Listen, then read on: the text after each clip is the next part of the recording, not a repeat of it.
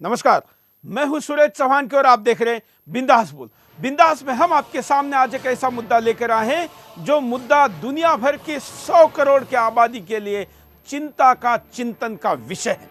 जी हाँ, दुनिया भर में फैली हुई करीब 100 करोड़ के आसपास की आबादी हिंदू है, लेकिन इन आबादी के लिए दुनिया में कोई देश नहीं है। ईसाइयों के लिए देश है, मुसलमानों के लिए कई देश है, जूस के लिए कई देश है, एक धर्मनिरपेक्ष भारत है, लेकिन हिंदू राष्ट्र कोई नहीं है। एकमात्र हिंदू राष्ट्र जो नेपाल था वो भी अब हिंदू राष्ट्र नहीं रहा। उसके संविधान सभा ने तय किया कि अब नेपाल भी धर्मनिरपेक्ष बनेगा। आखिर ऐसी क्या कमी है इस 100 करोड़ आबादी में जो एक राष्ट्र को भी नहीं बचा पाई? और कोई नया राष्ट्र नहीं बनाना था, उसके लिए कोई युद्ध आक्रमण या किसी का गर्दन नहीं काटना था, बल्कि जो हिंदू राष्ट्र था उसे ही बचाना था। ना राजनीतिक कोई पहल हुई, ना कोई धार्मिक पहल हुई, बस स्वाहा हो गया। क्या हुआ, क्यों हुआ, कैसे हुआ और इसे दोबारा बचाया जा सकता है क्या, यह आज के बिंदास का विषय है। नेपाल एक दूसरा देश है, यह वास्तव है। यह भारत का सांस्कृतिक हिस्सा होते हुए भी एक अलग देश बना, यह भारत की आज़ादी के समय के नेताओं का भी अपयश है। लेकिन आज उसके एक देश के तौर पर संप्रभुता को स्वीकारते हुए हम हमारे सांस्कृतिक भाईचारे को लेकर यह चिंता व्यक्त कर रहे हैं। ये उसके अपने अस्तित्व पर, उस पर, संप्रभुता पर हमारा कोई अतिक्रमण नहीं है, बल्कि जो हमारा सांस्कृतिक लगाव है, इस लगाव के कारण हम नेपाल के प्रति मदद के लिए भी हमेशा तैयार रहते हैं। और नेपाल का हिंदू राष्ट्र से एक धर्मनिरपेक्ष राष्ट्र बनना ये उसकी अधोगति है, ऐसा मानते हैं, और इसलिए उसके चिंता में इस कार्यक्रम को आपके सामने प्रस्तुत करें। हमारे साथ आज के कार्यक्रम में कुछ विशेष अतिथि भी रहेंगे, लेकिन उनके पास जाने के पहले, आपके फोन कॉल को लेने के पहले विस्तार से मुद्दे को देखते हैं।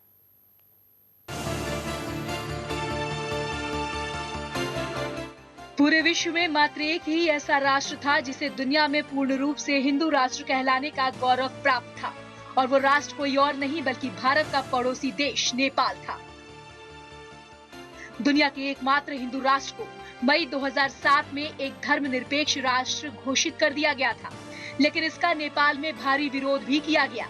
राजशाही समर्थक राष्ट्रीय प्रजातंत्र पार्टी ने मांग की थी कि संविधान से धर्मनिरपेक्षता को हटाकर नेपाल को फिर से हिंदू राष्ट्र घोषित कर दिया जाए, लेकिन इस मांग को खारिज कर दिया गया और आखिरकार अपने लिए नया संविधान बना रहे नेपाल की संविधान सभा ने नेपाल को हिंदू राष्ट्र बनाने से साफ साफ इनकार करते हुए इस बात पर मुहर लगा दी कि नेपाल एक धर्मनिरपेक्ष राष्ट्र ही बना रहेगा। आपको बता दें कि नेपाल की ज्यादातर आबादी हिंदू ही है, और इस बात से इनकार नहीं किया जा सकता कि इस षड्यंत्र के पीछे अप्रत्यक्ष रूप से चीन के साथ साथ दुनिया के अन्य देशों का भी हाथ है, जबकि ज्यादातर नेपालवासी नेपाल को दोबारा से हिंदू राष्ट्र घोषित कराने की मांग कर रहे हैं। नेपाल की संविधान सभा में नए संविधान में धर्मनिरपेक्ष शब्द को हटाकर नेपाल जैसे हिमालयी देश को हिंदू राष्ट्र बनाने के लिए एक प्रस्ताव लाया गया था, लेकिन 2/3 से ज्यादा बहुमत से इस प्रस्ताव को नेपाली सांसदों ने खारिज कर दिया।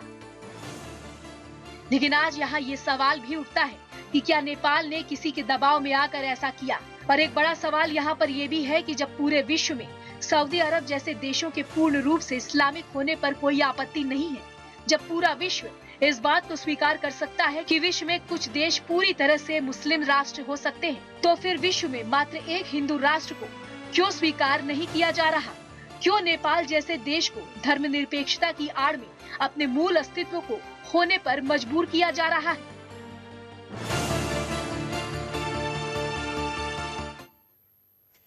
तो ये मुद्दा है, और इस मुद्दे पर आपने हमने सब में मिलकर बोलना है, क्योंकि अब तो बचा ही वैसे कुछ नहीं है, लेकिन जो अस्तित्व है, सांस्कृतिक तौर पर हम मार खा रहे हैं, हम प्रतिष्ठा के तौर पर भी मार खा रहे हैं, क्योंकि हमारी बदनामी की जा रही है और हम एक राष्ट्र के रूप में भी अब पहचान खो चुके हैं। वैसे खोने के लिए कुछ नहीं है, लेकिन फिर भी अगर अब भी नहीं जागे तो फिर कुछ भी नहीं बचेगा।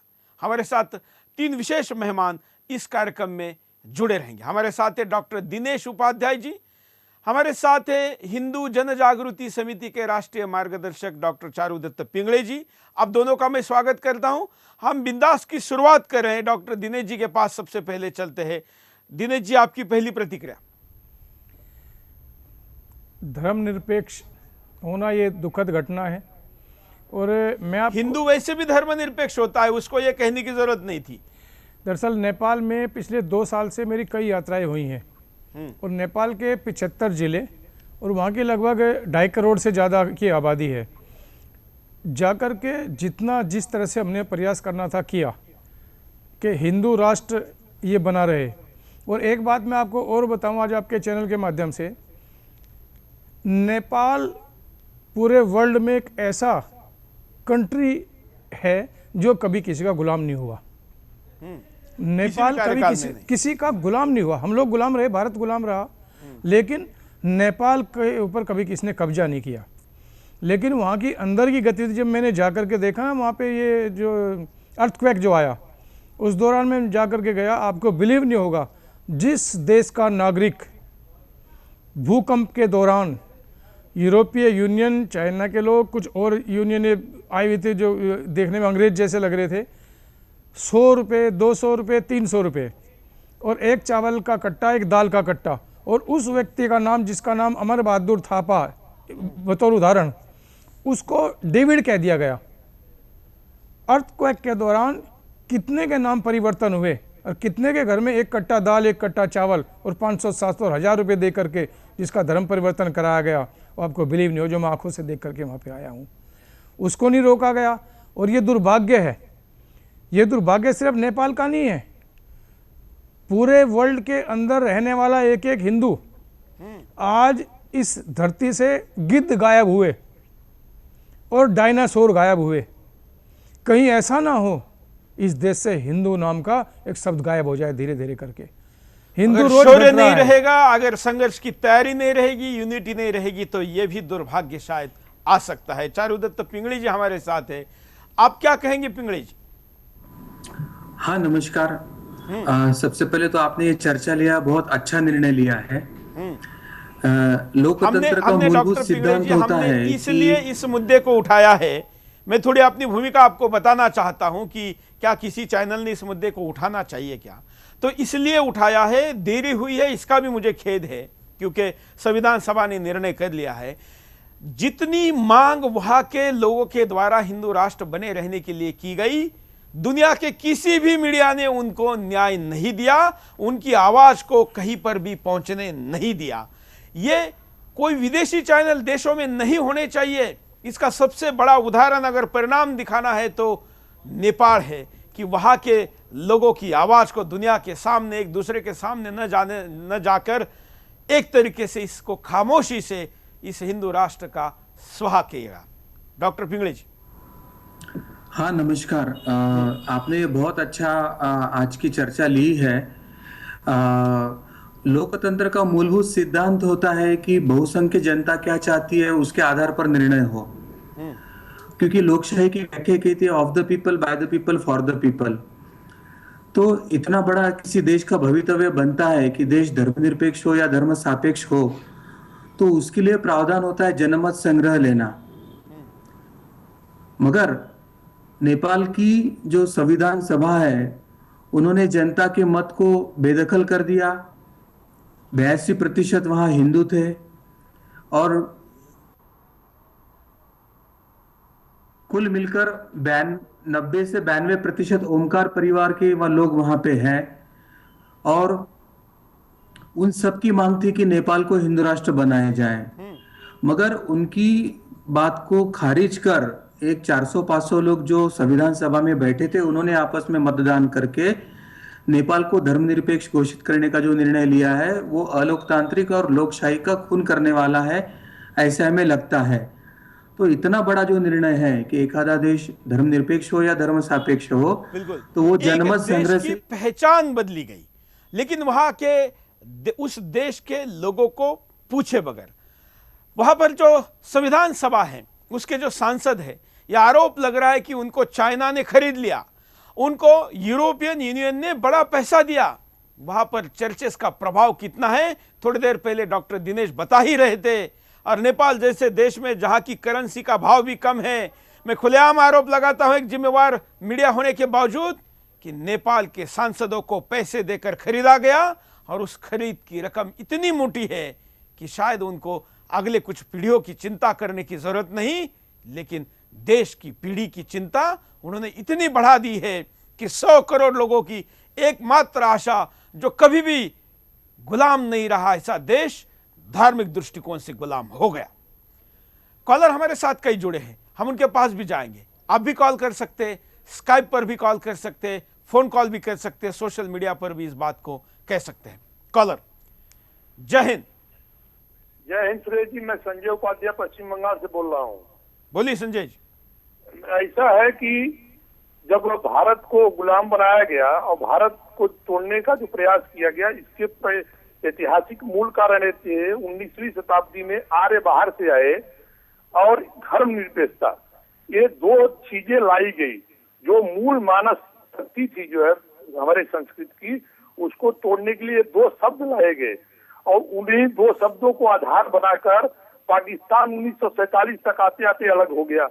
और स्थिति ये है कि इंडियन मुजाहिदीन और ये जो है आतंकवादी संगठन आज धर्मनिरपेक्षता के नाम पर ही पैदा हुए हैं। आज ओवैसी जो है भारत का एक सेकुलरिस्ट है, जो बोलता है कि मैं 15 मिनट का अगर समय मिल जाए तो 100 करोड़ हिंदुओं को काट दूंगा। धर्मनिरपेक्षता का यही कमाल है और यह पाकिस्तान, ये इसको नेपाल भी भोगेगा। लेकिन मैं चाहता हूँ कि जो हमारे हिंदू संगठन है और जो लोग हैं, एक क्रांति नहीं लाई जा सकती, मानसिक विचार पैदा किया जा सकता है और यह मानसिक विचार ही इनको आंदोलन के लिए तैयार करेगी। धन्यवाद। धन्यवाद। अगले कॉलर के पास चलते हैं। आप भी कॉल कर सकते हैं, अपनी बात को कह सकते हैं। जय हिंद। हाँ हेलो, बोलिए। हाँ कमान जी, ऐसा है इसमें अपन भारत के जो हिंदू, हाँ हेलो, हाँ बोलिए, जो बोलिए।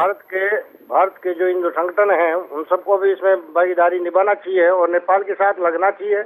ऐसा नहीं होना चाहिए कि पूरे विश्व में जब एक ही राष्ट्र था वो भी नहीं बचा। इसके लिए हमारे मन में बहुत ही दुविधा है कि इसको खत्म नहीं करना चाहिए और इसके लिए अपन जोर शोर से उठाए। हिंदू जागरण मंच का राष्ट्रीय मेंबर मैं जुगल गौतम, बारा राजस्थान से बोल रहा हूँ। मैं पिंगली जी के पास चलता हूं। पिंगली जी, आप एक हिंदू संगठन है, भारत में इतने बड़े बड़े हिंदू संगठन है जिनकी करोड़ों की संख्या है। भारत में एक हिंदुत्ववादी विचारों को मानने वाली राष्ट्रीय पार्टी की सरकार है। क्या आप सब ने एक साथ आकर कोई योजना नहीं बनाई थी इसके लिए? हमने इसके लिए भरकस प्रयास किया था। गत 4 वर्षों से हमने नेपाल को हिंदू राष्ट्र बनाए। तो हमने जो राष्ट्रीय हिंदू अधिवेशन गोवा में आयोजित किया था उसमें प्रस्ताव पास करके भारत सरकार को भी भेजा था। इसके साथ 200 संगठनों ने मिलकर भारत के 22 प्रांतों में हमने राष्ट्रीय हिंदू आंदोलन के माध्यम से हर प्रांत और हर जिले से सरकार तक हमारी मांग पहुंचाई थी। और हम इस देश के प्रधानमंत्री से यह आशा करते हैं, क्योंकि नेपाल ज़्यादातर भारत पर निर्भर है और भारत का जो सरकार है वो जो भूमिका लेगा तो वो नेपाल के लोक प्रतिनिधि नाकार नहीं सकते हैं। तो हम प्रयास कर रहे थे लेकिन अब तो बात हाथ से करीब करीब निकल गई है और नेपाल को हिंदू राष्ट्र घोषित करने के लिए प्रयास करें। तो हमारे प्रयास काफी जोरों से चल रहे थे। इतना कहना था। अब हम यहाँ पर रुकते एक छोटे से ब्रेक के लिए। ब्रेक के बाद दोबारा आएंगे। बिंदास बोलते।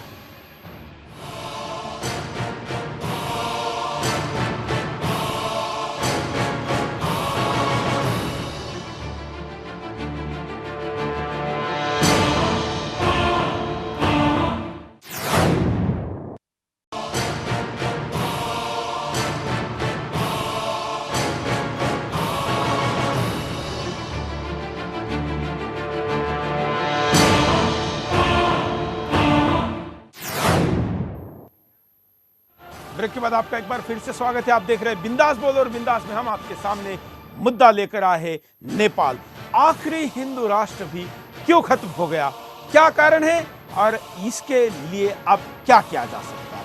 जरा हम कारणों पर नजर डाल देते हैं कि क्या कारण है। देखिए, नेपाल का हिंदू इतिहास। नेपाल की नींव ही हिंदू राष्ट्र के नाम पर पड़ी। राजा पृथ्वी ने नेपाल को हिंदुओं का सुरक्षित घर बताया।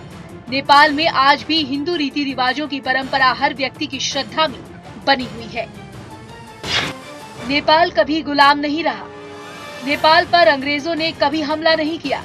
मुगलों ने भी नेपाल को जीतने की कोशिश की, लेकिन गोरखाओं के साहस के आगे कोई भी नहीं टिक पाया। नेपाल का समाज हिंदू परंपरा के साथ रहता। नेपाली हिंदू रीति रिवाजों और परंपरा को आज भी दुनिया के सामने उदाहरण के रूप में पेश करते रहे हैं, लेकिन आने वाले समय में हिंदुओं के इस परंपरा पर आधुनिकता के नाम पर सवाल उठाए जाते रहेंगे। सेकुलरों की साजिश का शिकार होता नेपाल। नेपाल में साजिश तो काफी पहले से शुरू हो गई थी। भारत में कई सेकुलर इस बात से नाराज थे कि नेपाल एक हिंदू राष्ट्र है और नेपाल के भारत से गहरे सांस्कृतिक संबंध भी हैं। इससे भारत और नेपाल में हिंदुत्व की जड़ें मजबूत होंगी। नेपाल में सहायता के नाम पर धर्म परिवर्तन। नेपाल में वैसे तो मिशनरियों ने धर्म परिवर्तन का काम काफी पहले से शुरू कर दिया था, मगर भूकंप के बाद धर्म परिवर्तन जोरों पर है। ऐसे में भारत सरकार की भूमिका महत्वपूर्ण हो जाती है। कई देशों की साजिश का शिकार होता नेपाल, चाहे वो चीन हो या फिर अमेरिका, सभी नेपाल को अपनी ओर खींचने में लगे हुए हैं। भारत की पुरानी सरकारों ने इस ओर कोई ध्यान नहीं दिया। पूर्व भारत सरकारों का नेपाल के प्रति रूखा रवैया। पहले भारत सरकार अपने नौकरशाहों के जरिए नेपाल की सरकार और राजशाही से संबंध रखते थे, लेकिन कभी भारतीय राजनेताओं ने इस ओर ध्यान नहीं दिया। इससे भारत की पकड़ नेपाल में कमजोर हो गई। हमारे साथ पूर्व राजनयिक शिवशंकर मुखर्जी जी जुड़े हैं। आपका स्वागत है मुखर्जी जी। इस मुद्दे पर आप किस दृष्टिकोण से देखते हैं? आपका सवाल नेपाल का हिंदू राष्ट्र से सेक्युलर राष्ट्र बनना, जी, इस विषय को आप कैसे देखते हैं? देखिए, जब ये घोषणा हुआ था इंटरिम कॉन्स्टिट्यूशन में नेपाल में, उस समय मैं था भारत का राजदूत नेपाल में, और इसमें कोई शक नहीं है कि नेपाल 1962 से, सदियों से नहीं, सैकड़ों सालों से नहीं, 1962 से फॉर्मली ऑफिशियली हिंदू राष्ट्र डिक्लेयर किया गया था किंग महेंद्र के समय। हाँ नहीं, लेकिन वो तो ऑफिशियली डिक्लेयर किया था, उसके पहले तो हिंदू राष्ट्र ही था। हाँ, 81% अब भी हिंदू हैं, बहुत डिवोटेड हिंदू हैं, लेकिन उस समय नेपाल ने मेजॉरिटी उनके इंटरिम कॉन्स्टिट्यूशन जब बना, उन्होंने देश को सेक्युलर डिक्लेयर किया, क्योंकि उस समय एक महत्वपूर्ण कारण यह था कि जो आंदोलन था नेपाल में वो राजा के खिलाफ था, और राजा का जो पोजीशन था, जो बहुत ही अनपॉपुलर थे, जिस वजह से ये एक पूरा सचमुच का पीपल्स आंदोलन हुआ, आम जनता का आंदोलन हुआ, उस हिंदू राष्ट्र होने का और राजा के स्थिति का, राजा का होना एक जुड़ा हुआ था। तो लोगों के मन में हिंदू राष्ट्र का जो लेबल लगा हुआ था नेपाल पे, वो राजा का सिंबल से जुड़ा हुआ था, जो वो नहीं चाहते थे। इसीलिए, और कुछ और कारण भी थे, उस समय एक प्रोग्रेसिव डिसीजन लिया गया कि नेपाल को सेक्युलर डिक्लेयर किया जाए, जो इंटरिम कॉन्स्टिट्यूशन में लगाया गया। उस समय मैं बिल्कुल अपने उपस्थिति होते हुए से कह सकता हूं कि नेपाल में उसका कोई खास विरोध नहीं हुआ था। उनके बड़े दूसरे बहुत सारे मुश्किलें थी, बहुत सारे उद्देश्य थे जिसके ऊपर उन्हें सोच करना था। अब भी फिलहाल अब भी कुछ ही दिनों पहले प्रो राजा का जो छोटा पार्टी है, राष्ट्र प्रजातंत्र पार्टी, उन्होंने कॉन्स्टिट्यूएंट असेंबली में मोशन रखा था कि फिर से हिंदू राष्ट्र डिक्लेयर किया जाए, और उसमें 601 मेंबर जो कॉन्स्टिट्यूएंट असेंबली में हैं, उसमें सिर्फ 21 ने उसका सपोर्ट किया, क्योंकि यही जो जुड़ाव है हिंदू राष्ट्र डिक्लेरेशन का और राजा का वापस लाने का, ये जो आम जनता नेपाल में देखती है वो नहीं चाहती है, इसलिए ओवरवेलमिंग मेजॉरिटी से ये रिजेक्ट किया गया। इसलिए इसलिए नेपाल अब भी सेक्युलर देश कॉन्स्टिट्यूशनली है। लेकिन देखने वाली, ये तो आपने ऊपर वाली बात बताई, साफ साफ नेपाली जनता ये कह रही है कि वहां पर चाइना का, यूरोपियन यूनियन का, चर्च का बड़ा प्रभाव रहा, सांसदों को डिसीजन बदलने में? देखिए, क्रिश्चियन पॉपुलेशन जो है उसमें ज़रूर नेपाल की जनता ये देख रही है कि क्रिश्चियन मिशनरीज जो हैं इधर उधर काम कर रहे हैं, लेकिन अब भी नेपाल के पॉपुलेशन में क्रिश्चियन पॉपुलेशन सिर्फ 1.5% है, मुसलमान पॉपुलेशन 4% है। ये तो उनका इसलिए प्रभाव, बाहर के देशों का प्रभाव है। बाहर के देशों का जो प्रभाव है वो बहुत ही कम है इस मामले में। वो क्योंकि 81% अगर हिंदू हैं नेपाल में और बहुत बिलीविंग हिंदू हैं, तो उसमें ये डर फैलाना कि बाहर के लोग आके ये उनके हिंदू धर्म को नष्ट करने में लगे हुए हैं, ये गलत होगा। क्यों चाहिए नेपाल हिंदू राष्ट्र? क्या मांग है, क्या लोगों की डिमांड है, इसको देखते हैं।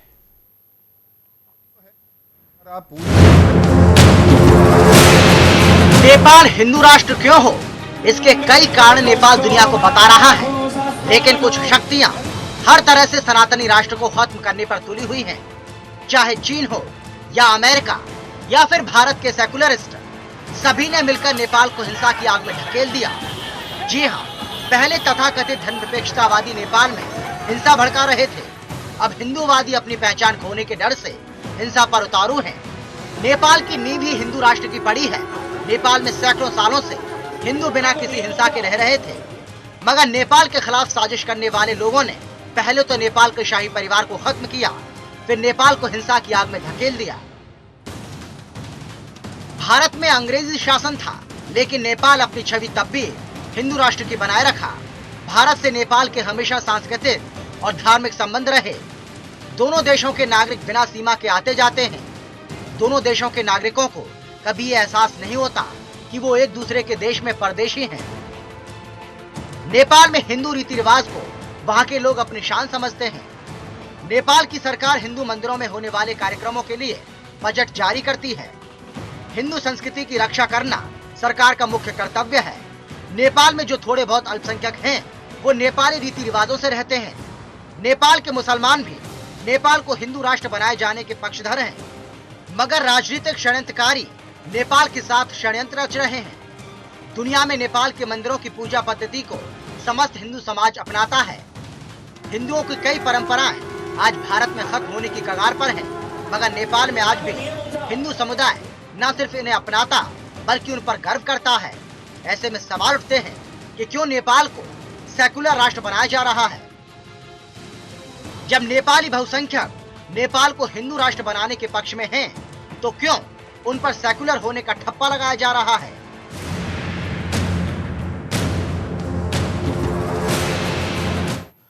कुछ कॉलर को भी अपनी बात रखने का मौका देते हैं। जय हिंद। जय हिंद। बोलिए। हाँ नमस्ते जी, सुरेश जी, मैं उड़ीसा से आशीष बोल रहा हूँ। हाँ जी, मैं बोलना चाहता हूँ, हम लोग हमेशा क्रिश्चियन मिशनरीज और दूसरों को हम बोलते हैं कि उनकी वजह से ये हुआ। हम जानना चाहते हैं हिंदू संस्था जो आरएसएस है, जन जागृति मंच है, ये सब क्या कर रहे हैं। मैं इन लोगों को फोन किया था इनके ऑफिसर्स में, तो ये लोग वेट कर रहे हैं कि हमारा 6 हफ्ता रहेगा तब जाके हिंदू धर्म को बचाएगा। मैं इनके ऑफिस में फोन किया, मैं बोला, मैं इन लोगों को क्वेश्चन पूछा कि राम मंदिर तुम बनाओगे तो मुस्लिम धर्म गुरु तुम लोगों को और उत्साहित करेंगे कि और बच्चा पैदा करो, इंडिया को जल्दी तुम मुस्लिम राष्ट्र बनाओ। देखो इन लोगों ने राम मंदिर बना दिए। अगर बनाने के बाद ये बोले हाँ जी वो तो होगा। इनके ऑफिसर्स की बात बोल रहा हूँ। ये आरएसएस, जन जागृति मंच, ये सब टाइम पास कर रहे हैं जनता को बेवकूफ बनाने के। मैं सब चेक कर चुका। ये लोग क्या है, हम लोग दूसरों को ब्लेम कर रहे हैं। एक भी हिंदू संगठन पूरा सीरियसली लगा है हिंदू राष्ट्र। डॉक्टर धन्यवाद। डॉक्टर पिंगले जी, भारत के हिंदू संगठनों के ऊपर या दुनिया भर में जो हिंदू संगठन के तौर पर अपना अस्तित्व है, उनको लोगों का कहना है कि उन्होंने ईमानदारी से या पूरे शक्ति से काम नहीं किया। डॉक्टर पिंगले जी।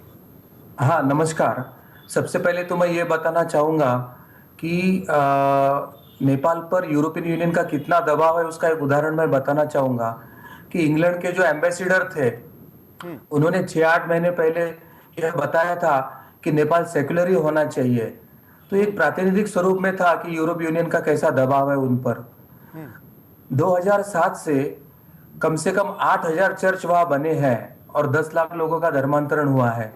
तो इतने चर्च बने हैं तो कितना पैसा यूरोप से आया होगा, इसका भी हमें अभ्यास करना चाहिए। और तीसरी बात है, जो नेपाल की जनता आरोप करती है कि जब इंटरिम ये कॉन्स्टिट्यूशन वहां लागू होने वाली थी तो उस दिन शाम तक के सेक्युलर बनने की कोई चर्चा नहीं थी और मध्यरात में अचानक उसको सेक्युलर घोषित किया गया।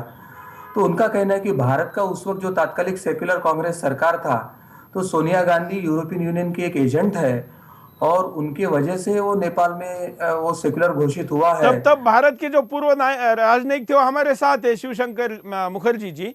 क्या भारत सरकार का तब का सेक्युलर अप्रोच आप लोगों के ऊपर, मुझे पता नहीं कॉन्फिडेंशियलिटी के कारण आप इसको बोल पाएंगे कि नहीं, लेकिन एक विषय को न्याय देने के लिए और सच्चाई क्या है हम आपसे जानना चाहेंगे। सच्चाई ये है, और मैं बिल्कुल साफ बता रहा हूं, आपका जो रिपोर्ट इसके पहले था और अभी जो आपके जो पैनलिस्ट ने कुछ बोला बिल्कुल गलत है। सच्चाई ये है कि भारत सरकार की तरफ से कभी कोई इंटरफेरेंस इस चीज़ में नहीं था। भारत सरकार का पॉलिसी पहले से ही रहा है, आंदोलन के पहले से, काफ़ी पहले से, कि नेपाल का भविष्य जो है हर क्षेत्र में नेपाल की जनता तय करेगी। उसमें भारतवर्ष सिर्फ, जैसे चुनाव में हम लोगों ने किया, हमने साफ कह दिया था ये नेपाल का इलेक्शन है, नेपाल तय करेगी, नेपाल के लोग तय करेंगे और हमसे जो मदद चाहिए, गाड़ियां चाहिए, ये चाहिए, वो चाहिए, हम मदद करने को तैयार हैं और हमने किया। लेकिन क्या ये जो एक मिनट, सेक्युलरिज्म का भी जो डिसीजन हुआ वो नेपाल ने किया। अभी जो कॉन्स्टिट्यूएंट असेंबली में वोट हुआ, जहां हिंदू राष्ट्र होने का जो प्रस्ताव किया गया उसको बिल्कुल टोटल मेजॉरिटी से रिजेक्ट किया गया, वो भी नेपाल ने किया। तो ये बात जो है, इसको नेपाल ने पहले भी तय किया था और अब भी नेपाल ही तय करेगी। इसमें भारतवर्ष का कोई रोल नहीं था और ना कोई रोल रहेगा, ना कोई रोल रहना चाहिए, क्योंकि भारतवर्ष भी एक सेक्युलर देश है। हिंदू राष्ट्र प्रमोट करने में भारतवर्ष का कोई ना हक है और ना भारतवर्ष ये चाहती है। नहीं, ये तो आपकी राय हुई ना, आप पूरे भारत को नहीं, ये मेरी राय नहीं है, ये नेपाल की जनता का राय है। देखिए, आप और अभी नेपाल की जनता ही तय करेगी। आप एक राजनयिक थे, आज आप एक इंडिविजुअल व्यक्ति है, आप भारत सरकार की भूमिका नहीं बता सकते, आपकी राय बता। भारत सरकार की भूमिका मैंने स्पष्ट बता दिया कि भारत सरकार नेपाल के अंदरूनी मामलों में उनका जो उद्देश्य है, लोकतंत्र को मजबूत करने का, नया कॉन्स्टिट्यूशन बनाने का, जो आज ही उन्होंने अनाउंस किया है, उसमें सिर्फ नेपाल और नेपाल की जनता का हक है, उनका हक बनता है। और भारत का सिर्फ ये रोल है, भारत ने कुछ संदेश दिए हैं कॉन्स्टिट्यूशन पे। पिंगड़ी जी जो कह रहे हैं कि किसी दूसरे देशों का हस्तक्षेप है, नहीं, क्या भारत ने तो नकरमन्यता दिखाई, कुछ नहीं किया, हाथों पर हाथ धरे बैठे रहे। लेकिन दूसरे देशों ने हस्तक्षेप किया, इस बात को आप कैसे नकार रहे हैं? और जिस मुद्दे पे भारत का कोई हक नहीं है कुछ कहने का, भारत दूसरे देशों ने हस्तक्षेप किया कि नहीं किया? कुछ नहीं कहा। शांति सेना भेजकर भी हस्तक्षेप किया है, तमिल पर अत्याचार करने वाले वहां के सरकार को भी हटाने का एक अप्रत्यक्ष कार्य किया है। तो ये मानकर नेपाल में भी भारत सरकार अपनी अहम भूमिका निभाता है, ये राजनीतिक जी ने मानना चाहिए, ऐसे मुझे लगता है। नेपाल की जनता की भावनाएं मैं बता रहा हूँ। एक मिनट सर, मेरा कहना ये है, पाकिस्तान से बांग्लादेश को किसने अलग किया, तब भारत की क्या भूमिका थी? हाँ, तमिल में राजीव गांधी के साथ जो हुआ तमिल के, तब भारत की क्या भूमिका थी? हाँ? मैं इस बात का पुरजोर समर्थक हूँ। नेपाल हिंदू राष्ट्र था और वहाँ पे क्रिश्चियन बाहर से आए या उनको बदला गया, मुसलमान बाहर से आए या उनको बदला गया, और वहाँ पे 81% हिंदू और 4% और 1% क्रिश्चियन। मैं अभी वहाँ पे गया था, मुश्किल से 1 महीना पहले मैं जब बात बता रहा हूँ, 7.5 से 9% तक क्रिश्चियन आज वहाँ पॉपुलेशन हो गई नेपाल के अंदर। और ये आंकड़े मैं नहीं बता रहा, वहाँ जो चलिए हम एक छोटा सा ब्रेक लेके वापस आते हैं। जो शिवशंकर मुखर्जी कह रहे हैं ये बड़ी गंभीर बात है, इस मुद्दे पर आकर चर्चा करेंगे। रुकते एक छोटे से ब्रेक के लिए, ब्रेक के बाद बिंदास जारी।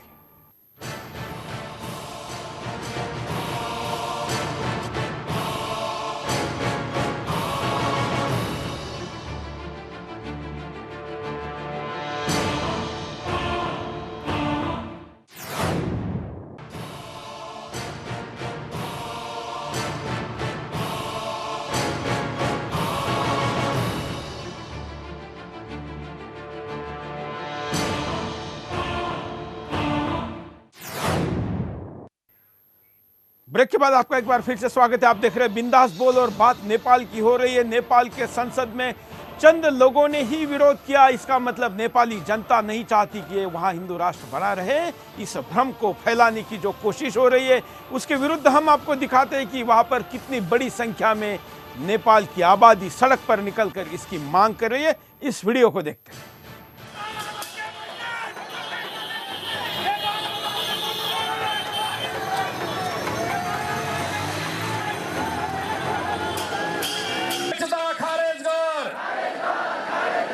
हिंदू राष्ट्र कायम कर, हिंदू राष्ट्र कायम कर, हिंदू राष्ट्र कायम कर, हिंदू राष्ट्र कायम कर, हिंदू राष्ट्र कायम कर, हिंदू राष्ट्र कायम कर। हमारे साथ शिवशंकर मुखर्जी जी जुड़े हैं, जो कि जब वहाँ पर राजशाही खत्म हो गई और सेक्युलर नेपाल अंतरिम संविधान में बना गया, तब भारत के राजनयिक वहाँ पर थे। उनका कहना है कि भारत सरकार ने हस्तक्षेप नहीं करना चाहिए। और डॉक्टर दिनेश का कहना था कि हमने बांग्लादेश को अलग करके हस्तक्षेप नहीं किया था क्या, या दुनिया में ऐसे हस्तक्षेपों के तमाम उदाहरण उपलब्ध नहीं है क्या? ऐसे में मुखर्जी जी, आपकी भूमिका कितनी सही है? देखिए, ये जो बांग्लादेश का उदाहरण है ये बिल्कुल गलत है। इसमें कोई, नेपाल में जो हो रहा है, नेपाल ने जो सेक्युलरिज्म का अपने कॉन्स्टिट्यूशन में डाला है, उससे कोई बांग्लादेश में क्यों? नहीं, बांग्लादेश में हमने हस्तक्षेप किया था कि नहीं किया था? हस्तक्षेप इसलिए किया था कि हमारे यहाँ 100 लाख 10 मिलियन रेफ्यूजीज आए थे, हमारे देश को खतरा था, और बांग्लादेश का जो उद्देश्य था पाकिस्तान से अलग होने का, उसके बहुत सारे कारणों के वजह से हमें हस्तक्षेप करना पड़ा, क्योंकि हमारे पे आक्रमण भी हुआ था। ये एक कंप्लीटली डिफरेंट मुद्दा है। नेपाल का एक सिंपल मामला है, और आपके चैनल में जितना आप ये डेमोन्स्ट्रेशंस दिखाएं, इससे कुछ फर्क नहीं पड़ेगा। कुछ हजार लोग तो डेमोन्स्ट्रेट करेंगे ही। बहुत लोग हैं नेपाल में जो चाहते हैं हिंदू राष्ट्र बने, लेकिन बहुत लोग ऐसे हैं, मैं इसलिए नहीं कह रहा कि मैं सेक्युलर हूं या नहीं हूं, इसलिए कह रहा हूं कि कॉन्स्टिट्यूएंट असेंबली में उनके जो प्रतिनिधि हैं, जिसके वजह से जैसे लोकतंत्र चलता है, प्रतिनिधियों के द्वारा जो फ्री और फेयर इलेक्शन में आते हैं, 2 बार कॉन्स्टिट्यूएंट असेंबली के इलेक्शन हो चुके हैं, 601 में से 21 ने कहा कि हिंदू राष्ट्र होना चाहिए, और बाकी सबने ओवरवेलमिंग मेजॉरिटी से रिजेक्ट कर लिया। ये नेपाल का अंदरूनी मामला है, और नेपाल ने तय किया है, और नेपाल तय करेगी इसे। इसमें भारतवर्ष और आपके चैनल का क्या रोल है? कोई नहीं है। नहीं, आप ऐसा नहीं कह सकते। चैनल का रोल नहीं का मतलब क्या हुआ? ऐसा है, मैं देखो, ये सिर्फ एक विचारधारा का सवाल है। इसलिए कह रहा हूं कि आपके कहने से जो हकीकत है वो तो बदलेगी नहीं, क्योंकि ये तो आप विरोध नहीं कर सकते कि नेपाल का भविष्य नेपाल की जनता करेगी। एक दिन वो सत्य वास्तव में आता है। मैं आपको एक बात बताता हूँ, नागरिक होने के नाते, मैं किस पार्टी से हूँ उसको मैं छोड़ देता हूँ। मुझे आप ये बताओ, आज जो नेपाल में हुआ, क्या वो जनता की राय है? मैं वहाँ गया, 2 साल से लगातार जा रहा हूँ, जो मैंने देखा मुझे ऐसा लगता है ये जनता की राय नहीं है। जनमत संग्रह, अगर किसी में दम है, जनमत संग्रह कराए, अगर हिंदू राष्ट्र ना हो जाए तो आप मुझे तब कह देना। देश की जनता, नेपाल की एक एक व्यक्ति उस डब्बे के अंदर वोट डाल देगा जिसपे हिंदू राष्ट्र लिखा होगा। एक पे लिखो सेकुलर, एक धर्म सापेक्ष, एक पे धर्मनिरपेक्ष, दूध का दूध पानी का पानी हो जाएगा। क्या वो किया?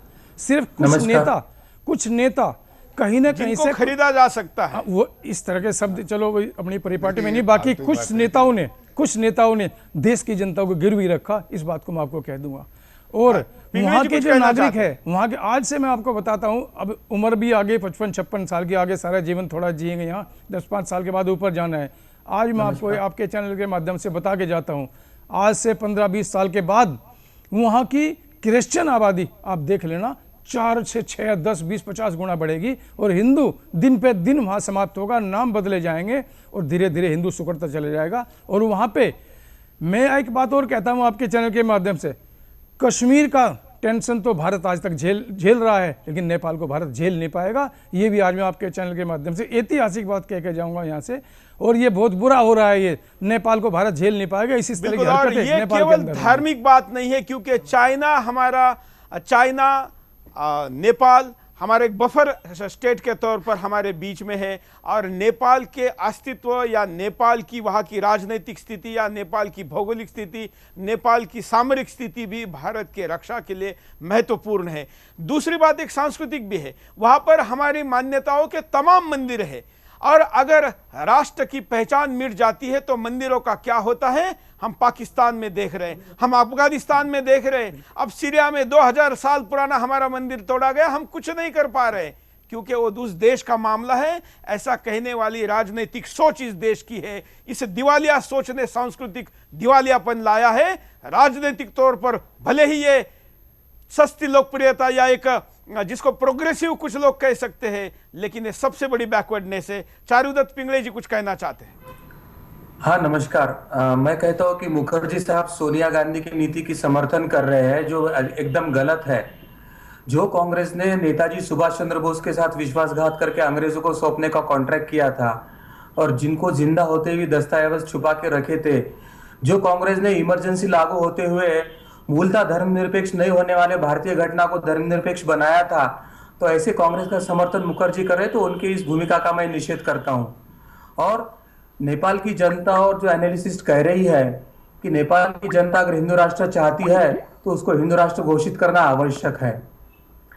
Of the people for the people by the people होना चाहिए। Of the parliamentarian by the parliamentarian for the parliamentarian, ये डेमोक्रेसी की व्याख्या नहीं हो सकती है।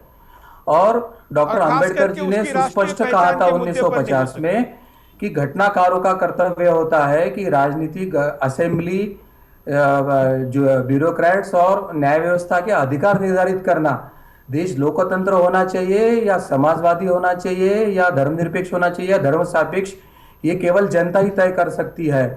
तो मुझे ऐसा लगता है कि मुखर्जी थोड़ा सा अभ्यास करें इस बारे में। जनता ही तय कर सकती है और जनता ने तय कर लिया है कि वो धर्मनिरपेक्ष, जनता ने तय नहीं किया जी, जनता ने तय नहीं किया बिल्कुल भी। देखिए बिल्कुल जनता ने तय, जनमत संग्रह कराया जाए। मैं कहता हूँ बात बिल्कुल सिंपल है, आप लोगों का जो ओपिनियन है वो उस पे आपका हक है।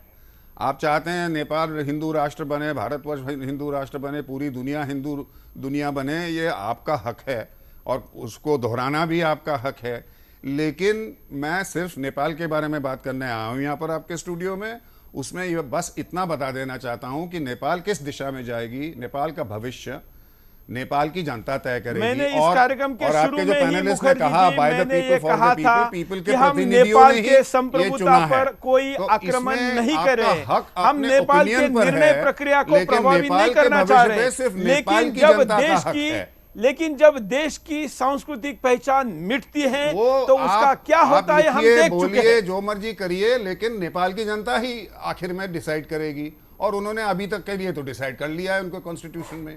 तो इसमें आपको पूरा खुल है, आप बोलते जाइए, आप अपने आपके पैनलिस्ट बोलते जाएं, उनका पूरा हक है अपना ओपिनियन दोहराने का। अरे अधिकार अब तक नहीं बजाया, इस अधिकार का अब तक उपयोग नहीं किया, इसलिए वहां की जनता की वास्तव सोच दुनिया के सामने नहीं आई। और इसलिए इस आवाज को अगर कोई बुलंद करना चाहता है तो हम उसका समर्थन करेंगे, क्योंकि इतनी बड़ी आबादी को अपने सांस्कृतिक पहचान को, धार्मिक पहचान को बनाए रखने का पूरा अधिकार है। सेना में काम करने वाले किसी व्यक्ति को उसकी धार्मिक पहचान दाढ़ी और मूछे ये बनाकर रखने का अधिकार है, तो एक दाढ़ी बचाने का अधिकार आप दे रहे, तो एक राष्ट्र बचाने का क्यों नहीं दे सकते? इस पर भी सोचने की जरूरत है। क्या परिणाम होंगे देखिए। धर्मनिरपेक्षता के नाम पर नेपाल में दखल बढ़ जाएगा। धर्मनिरपेक्षता के नाम पर नेपाल में चीन, अमेरिका और पाकिस्तान कामयाब हो जाएंगे। ऐसे में नेपाल का मूल इतिहास खत्म हो जाएगा। नेपाल माओवादियों और आतंकवादियों का अड्डा बन जाएगा। चीन नेपाल में माओवादियों को समर्थन देता है। पाकिस्तानी आतंकी आसानी से नेपाल में अपना डेरा जमा लेंगे। नेपाल में भारत के खिलाफ साजिश होने लगेगी। नेपाली तो कभी भारत के खिलाफ साजिश नहीं करते, वो तो भारत को अपना दूसरा घर मानते हैं।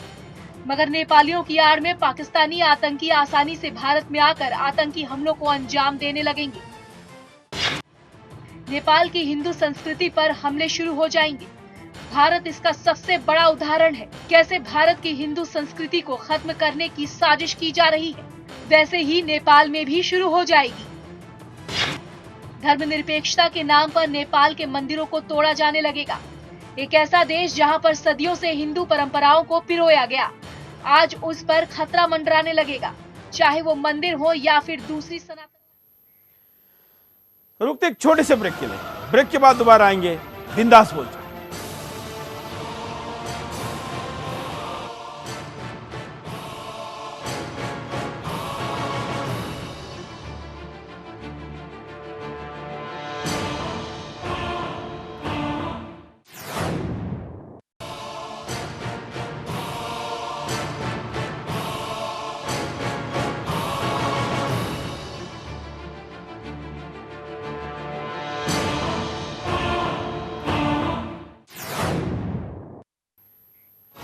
ब्रेक के बाद आपका एक बार फिर से स्वागत है। आप देख रहे हैं बिंदास बोल, और बिंदास में बात नेपाल की हो रही है। और पिछली भारत सरकार के राजदूत के तौर पर शिवशंकर मुखर्जी जी जो नेपाल में थे, वो हमारे साथ है।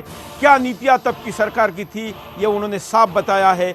उनकी एक बात जो कि दुनिया में हर एक देश को अपनी संप्रभुता के अंतर्गत अपना निर्णय करने का अधिकार है, हम इसका सम्मान करते हैं, स्वागत करते हैं। नेपाल के व्यक्तिगत अलग अस्तित्व को हम नहीं नकार रहे हैं, हम नेपाल पर कोई दबाव नहीं बना रहे, बल्कि हम नेपाल को उसकी वास्तविकता, जो आवाज उसने दुनिया भर में उठाई लेकिन मीडिया ने नहीं उठाने दी, उस आवाज को भी उठाना चाहिए। दूसरा जो पहलू है वो भी दुनिया के सामने आना चाहिए, ये रखना चाहते हैं।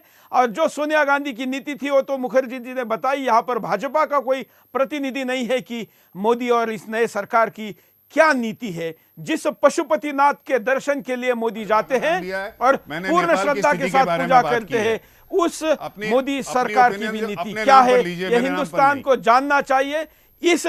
इसके लिए हम भाजपा की और सरकार की प्रतिक्रिया भी जल्दी आपके सामने लाएंगे। लेकिन बचे हुए समय में हम पैनलिस्ट के साथ और आप लोगों के कॉल के साथ इस कार्यक्रम को आगे बढ़ाते हैं।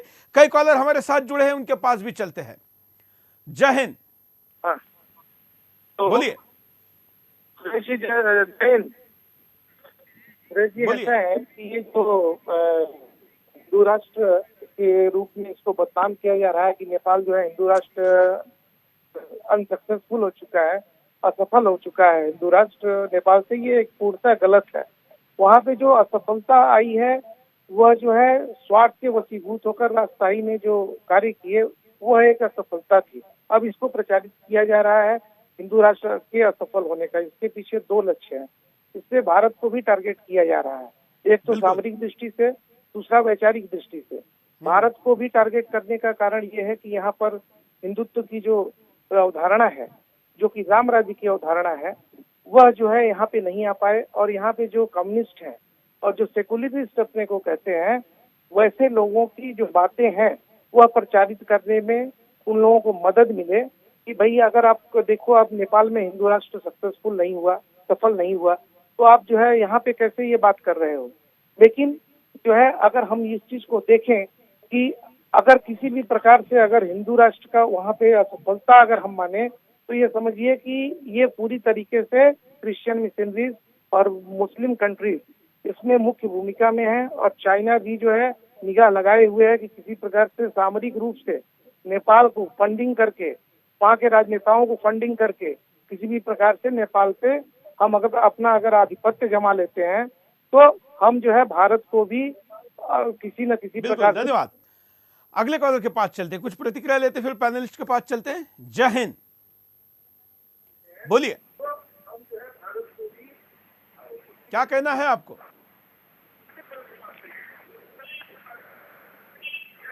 नमस्कार, जय हिंद सुरेश जी। मैं रिचा बोल रही हूँ और मैं बहुत देर से आपका ये डिबेट देख रही थी।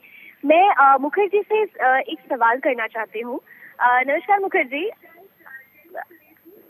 और मुखर्जी, आपने जो बातें कही सर, आपकी तमाम बातें समझ में आती हैं कि किसी भी कंट्री के लिए इंटरनल डेमोक्रेसी कुछ होती है और उनके इंटरनल मैटर में किसी भी दूसरी कंट्रीज को इंटरफेयर नहीं करना चाहिए। लेकिन एक चीज यहाँ पर कोई भी इनकार नहीं कर सकता कि जब नेपाल में सबसे ज्यादा परेशानी हुई थी और प्राकृतिक आपदा आई थी, तो उसका सबसे बड़ा सहयोगी और साथी कोई था तो वो भारत था। जिस तरीके से भारत ने उस वक्त एक साथ दिया था, उस तरीके से भारत को ये अधिकार है कि नेपाल की अगर संस्कृति, वहाँ की भाषा, वहाँ की तमाम जो सभ्यता है उस पर कुठाराघात हो रहा है तो उसे आगे बढ़कर बात रखनी चाहिए। साथ ही साथ मैं आपसे एक चीज और समझना चाहूंगी, क्योंकि आप पूर्व राजनयिक भी रहे हैं, आपको नहीं लगता कि अगर हिंदू राष्ट्र का जो एक सिंबल है नेपाल, अगर वो खत्म होता है तो वहाँ पर 4 बड़ी प्रॉब्लम्स आ जाएंगी। ना तो वो वहाँ पर अनुपातिक प्रतिनिधित्व जो होता है वो सही तरीके से हो पाएगा, ना ही वहाँ पर समावेशीकरण जो कि सबसे खास मुद्दा था उसको कोई खास अमलीजामा पहनाया जा सकेगा, और सीधे सीधे संस्कृति और सभ्यता तो खत्म होती जाएगी। मुखर्जी जी, देखिए, आपके इस बहुत ही दीर्घ सवाल जो है उसमें सिर्फ एक ही चीज स्पष्ट होता है कि आप चाहते हैं नेपाल हिंदू राष्ट्र बन जाए फिर से, और अगर हिंदू राष्ट्र ना बने तो बहुत ही खतरा है नेपाल को भी और भारतवर्ष को भी। दोनों सरासर गलत हैं। और आप कह रहे हैं कि भारतवर्ष को अधिकार है इस पे जोर देने का नेपाल के ऊपर। देखिए, नेपाल के जो हित में है, राष्ट्रीय हित में, वो भी भारत के राष्ट्रीय हित में है, इसमें कोई शक नहीं। नेपाल में जो डेवलपमेंट्स होती हैं हमारे सिक्योरिटी पे, हमारे रिलेशंस पे, हमारा स्ट्रेटेजिक उपस्थिति पे असर पड़ता है, इसमें भी कोई शक नहीं। लेकिन इसका ये मतलब नहीं कि इसमें हिंदू राष्ट्र या ना हिंदू राष्ट्र या सेक्युलर या ना सेक्युलर इससे जुड़ा हुआ है, बिल्कुल नहीं जुड़ा हुआ है। और भारत सरकार की जो पॉलिसी है वो इससे बिल्कुल अलग है। जो इनका जो कॉन्स्टिट्यूशनल प्रॉब्लम्स हैं, आज की जो कॉन्स्टिट्यूशन निकली है उसमें जो प्रॉब्लम्स हैं तराई में, उसमें हम एडवाइस देते हैं। उसमें प्राइम मिनिस्टर मोदी ने जाकर कहा था कि इंक्लूसिव होना चाहिए और सारे देश को लेकर बढ़ना चाहिए ना, और इसलिए ये नहीं किया गया। इसलिए भारत सरकार को इस समय खेद है। इसीलिए हमारे फॉरेन सेक्रेटरी मिस्टर जयशंकर वहाँ गए थे। तो जो आपने सवाल किया कि अधिकार धर्म से जुड़ा हुआ है, बिल्कुल गलत है। वो सही में नेपाल का इंटरनल मामला है जिस पे नेपाल इस वक्त डिसाइड कर चुकी है, और इसमें जो धर्म के नाम पर सरकारी बाबू वाला जवाब है अनर्गल आलाप हो रहे हैं, इसमें नेपाल में कोई माने नहीं। दिनेश जी, आप भाजपा को भी रिप्रेजेंट करते हैं, आपकी क्या इसमें भूमिका है? ऐसा है, मेरा इस सारे का एक ही क्वेश्चन है ये, अगर इसमें कहीं ना कहीं शक की गुंजाइश है कि हिंदू राष्ट्र बने ना बने, ये होगा वो होगा, नेताओं ने आज 537 लोगों ने इसके पक्ष में वोट किया कि नहीं, ये धर्मनिरपेक्ष होना चाहिए, सापेक्ष नहीं। एक बात मैं कहता हूँ, कुछ देर के लिए अगर इसको हम भूल जाएं, एक बार कोई भी दुनिया का, वर्ल्ड का कोई राजा ओबामा जी, मोदी जी या पाकिस्तान से या कोई भी आकर के वहाँ 2 डब्बे रखवाए, धर्म सापेक्ष और धर्म निरपेक्ष, जिसमें ज्यादा वोट निकले वो मान लो। मैं एक अपडेट देना चाहता हूँ। वहाँ के एक सांसद हैं, उन्होंने मुझे एक मैसेज किया इस कार्यक्रम को देख के। उनका कहना है कि आप जिस तरीके से इसे पूरी तरीके से धर्मनिरपेक्ष कह रहे, भारत की तरीके से ये नहीं है। इनका कहना है कि हमने धर्मनिरपेक्षता के साथ एक लाइन जोड़ी है कि सनातन धर्म की मान्यताओं को जारी रखते हुए धर्मनिरपेक्ष। मुखर्जी जी, उनका कहना है कि ये एक तरीके से हिंदू राष्ट्र है, ये उनकी मजबूरी है कि उनको इसके सीधे सीधे सेकुलर कहना पड़ रहा है, लेकिन वो सेकुलर नहीं कह रहे, वो कह रहे कि सनातन धर्म की मान्यताओं को जारी रखते हुए। जी हाँ, ये सांसद का ये जुमला जोड़ा गया था। हाँ। सही कह रहे हैं आप। जुमला सर, जुमला नहीं है ये। जुमला तो वो होता है कि किसी चीज को कहकर, मैं लिटरल मीनिंग ले रहा हूँ, ये सेंटेंस जो भी कही है जुमला नहीं, देखिए, आप 100 करोड़ लोगों की आस्था को जुमला नहीं कह सकते। ठीक मुखर्जी जी, आपकी जो भी मान्यता है, हिंदू है, मुस्लिम है, मुझे पता नहीं, लेकिन आप 100 करोड़ लोगों की आस्था को जुमला नहीं कह सकते। ये इसमें जोड़ा गया, आप इसको जुमला नहीं कह सकते। तो नहीं, 100 करोड़ लोगों की आस्था की मान्यता है। ये सेमेंटिक्स भूल जाइए। ये सेंटेंस जो है, ये शब्द जो है, ये जोड़ा गया है। इसमें नेपाल में भी क्रिटिसिज्म है और यहाँ भी जो नेपाल वॉचर्स हैं उसमें क्रिटिसिज्म है कि ये एक एम्बिग्यूटी है। सेक्युलर नेशन डिक्लेयर करने में ये जो जोड़ा गया है, नहीं जोड़ना चाहिए था। ये एक ओपिनियन है जो सेक्युलर लोग हैं, जो सेक्युलर लोग, ये कंसेशन मेरे ख्याल से दिया गया था उन लोगों को नेपाल में, क्योंकि नेपाल में मेजॉरिटी जो है 80% से ज़्यादा मेजॉरिटी जो है वो हिंदू हैं। इसलिए ये मेरे ख्याल से कॉन्स्टिट्यूशन में ये जोड़ दिया गया है कि सनातन धर्म को नज़र में रखते हुए नेपाल का सेक्युलरिज्म होगा। जो वास्तविकता है सेक्युलरिज्म है, मेरे ओपिनियन में ये सेंटेंस नहीं होना चाहिए था, सीधा साधा धर्मनिरपेक्षता होना चाहिए था। मेरी राय ये है, इनकी राय अलग है। हम आज तो टाइम की कमी है, लेकिन दुनिया में केवल हिंदू ही सेक्युलर होता है, ये ध्यान रखिए। गाय को भी राष्ट्रीय पशु घोषित किया वहाँ नेपाल में, ये भी मुझे पता लगा। मुखर्जी जी, दुनिया में केवल हिंदू ही सेक्युलर होता है, ध्यान रखिए। वो हम अलग से डिबेट करेंगे, लेकिन दिनेश जी आपका क्या कहना है? मेरा कहना ये है, 5 सेकंड आपके पास है, आखिरी प्रतिक्रिया, टाइम खत्म हुआ है। ऐसा है, हिंदू राष्ट्र होना चाहिए नेपाल।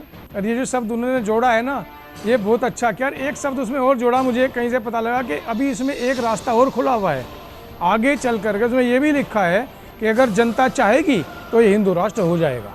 ये मुझे बताया चारुदत्त पिंगली जी, जनता के लिए अपेक्षा। चारुदत्त पिंगली जी, नमस्कार। बोलिए। मैं मुखर्जी की भूमिका का बहुत तीव्र निषेध करता हूँ, क्योंकि वो खुद सेकुलर माइंडसेट के, तो वो नेपाल को भी सेकुलर ही बनाने के पीछे लगे हैं, तो इसका मैं निषेध करता हूँ। और दूसरी बात है कि वहाँ जो लोकतंत्र का जो हत्या हो रही है ना, उसके तरफ भी देखना चाहिए मुखर्जी ने। वहाँ पे बहुसंख्य लोगों की अगर मांग है तो जनमत संग्रह करा के उसको हिंदू राष्ट्र ही घोषित करना चाहिए। दुनिया में सभी देशों ने अपने राष्ट्रीय धर्म स्वीकारा है। यूरोपियन देश खुद को क्रिश्चियन मानते हैं, अरब के देश मुस्लिम चाहते हैं, तो केवल हिंदू ही धर्मनिरपेक्ष क्यों है? अमेरिका का राष्ट्रपति भी शपथ बाइबल को सामने रखकर लेता है, और हिंदुस्तान का प्रधानमंत्री जब जापान के प्रधानमंत्री को गीता देता है तो हिंदुस्तान के सेकुलरिस्टों को आग लगती है और इसकी निंदा होती है। कल सेकुलर होने के बाद नेपाल का भी प्रधानमंत्री, राष्ट्रपति दुनिया को उसकी सांस्कृतिक पहचान को नहीं दे पाएगा। वहाँ भी कोई देशद्रोही ओवैसी पैदा होगा और वो उसका विरोध जरूर करेगा। सांस्कृतिक पहचान मिटने के परिणाम क्या होते हैं हम हिंदुस्तान के आसपास अफगानिस्तान और तमाम देशों को देख चुके हैं, यूरोप में भी हम देख रहे हैं, और कई देश इसके लिए हजारों साल लड़कर अपने अस्तित्व को बचाने में कामयाब भी रहे हैं। सांस्कृतिक पहचान ये व्यक्ति का निजी अधिकार है और इस अधिकार का सम्मान दुनिया ने करना चाहिए। 100 करोड़ लोगों का अधिकार मानना चाहिए। जो भी निर्णय हुआ, इसके ये निर्णय अंतिम नहीं है, कोई निर्णय अंतिम नहीं है, और उस निर्णय को बदलने की क्षमता सामर्थ्य के साथ आती है। इस सामर्थ्य की उपासना भी हिंदू समाज ने करनी चाहिए। केवल मौन और जिस प्रकार की आज की रीति लगाई है, इससे वो अपने अस्तित्व को नहीं बचा पाएंगे। मैं तीनों पैनलिस्ट का आभारी हूँ कि आपने टाइम निकाला, इस कार्यक्रम में आया, और आप करोड़ों दर्शकों का भी आभारी हूँ आपने इस कार्यक्रम को देखा। ये कार्यक्रम भले यहाँ पर खत्म हो रहा हो, लेकिन ये मुद्दा खत्म नहीं हुआ है। इस मुद्दे पर बहस होनी चाहिए, चर्चा होनी चाहिए, चिंतन होनी चाहिए, और चिंतन खुले दिमाग से होनी चाहिए, दुनिया की परंपरा को देखकर होनी चाहिए। आज के लिए इतना है। जय हिंद।